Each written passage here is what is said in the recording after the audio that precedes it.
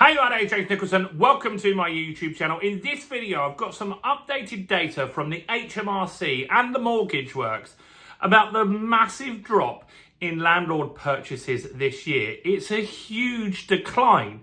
Now, ultimately, what this is going to lead to is a smaller private rental sector. We've been talking about that constantly over the last year or so, and that will lead to higher rents. You see, we get some tenants that watch this channel and they want to know what's going on in the market. And when we talk about landlords leaving, a lot of people have the belief that that's a positive thing because landlords are all rogue landlords and terrible people. And by making them leave, that's somehow good.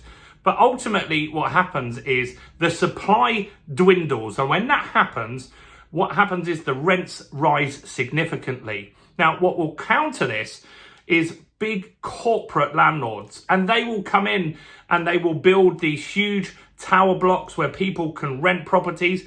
And ultimately, it's proven that they aren't really good at maintaining those properties and fixing issues should they arise. So in this video, we're going to talk about what's happening in the market with purchases, and is this something that we need to be concerned about? Now, before we jump into this, as always, if you're new around here, do make sure you subscribe to the channel over there and hit the bell notification. We're on the way to 50,000 subscribers.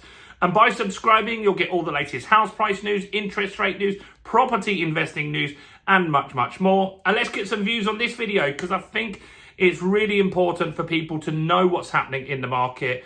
Your part's simple. All you need to do is smash like, tick or like, do something to the like button. That helps with the YouTube algorithm, and that has really helped the channel grow. So thanks to everyone that does that. So a lot of people, as I said, have this perception that if landlords quit the market, that's a positive thing. And landlords, some of them are bad. There are rogue landlords. I can't argue that. You can't argue that. We all know that. But what's ironic is some of the worst landlords are people that monitor the private sector landlords, and that's places like social housing providers and councils.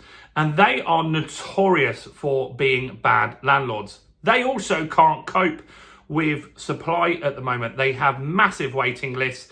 Very hard to get a social housing property, very hard to get on a council waiting list and actually get something. So we need the private rental sector. It's an important part of the rental market. Some people need to rent, they want to rent. But this is something that's shrinking. And over the last few years, 30% of landlords have quit the market. And that's something that you can see in the data that we have already. We've done a video a week or so ago where we talked about we have record lows on houses and flats listed for rent at the moment. In fact, it's the same amount of properties as we had in April of 2020. You think about that, we were in a lockdown at that point and no one was looking for property because you couldn't go and view it. And so obviously that was a low point. And the fact that that's how many properties we've got right now means that rents are going to go up at a staggering pace. And that is something we need to worry about.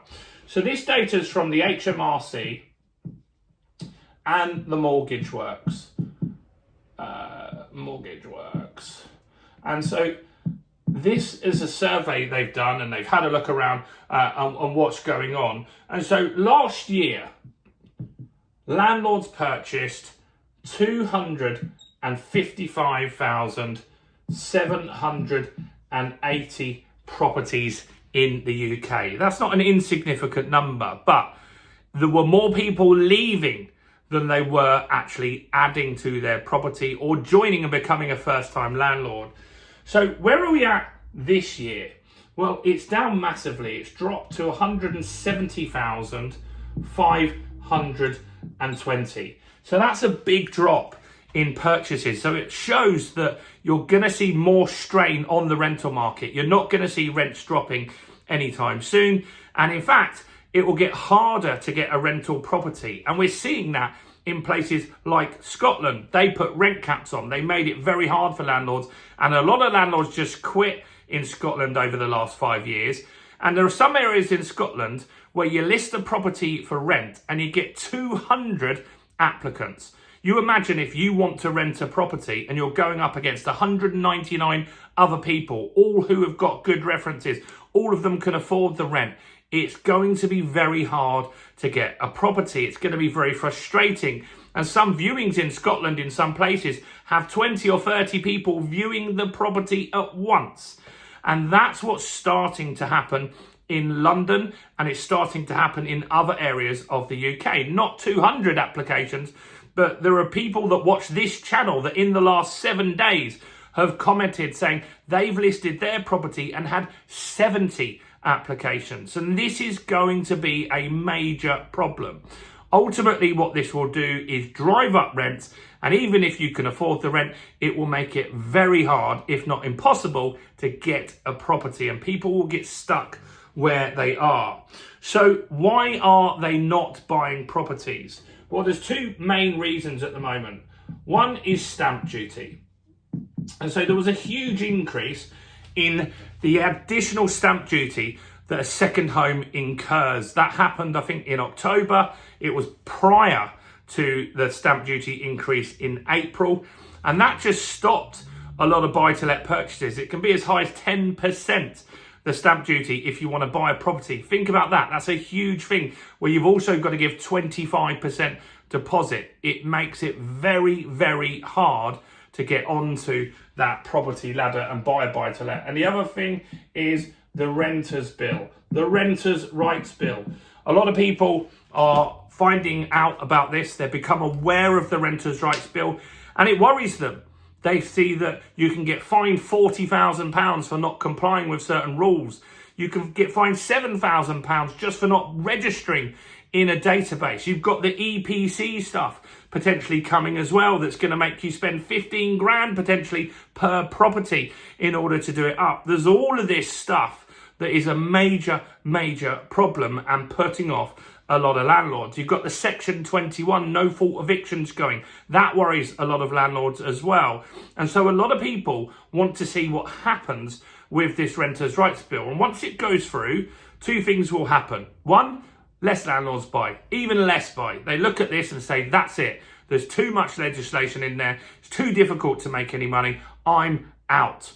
Or maybe they tone down the renters' rights bill somewhat and people say, it's in now. It's not actually as bad as I thought. And so I'm in the process of buying some new properties now. That could be another outcome from that. Time will tell what happens. But the fact is, it's not good news for anyone if less landlords buy. You might be on the side where you say, well, I can't afford a house. My children can't afford a house. That isn't because landlords are buying these properties. We can see there's less of them buying at the moment. It's 85,000 less transaction happening per year. The reason your children and you might not be able to afford a property is because there isn't enough properties. The government has promised you and me that they would build 1.5 million properties over the next few years.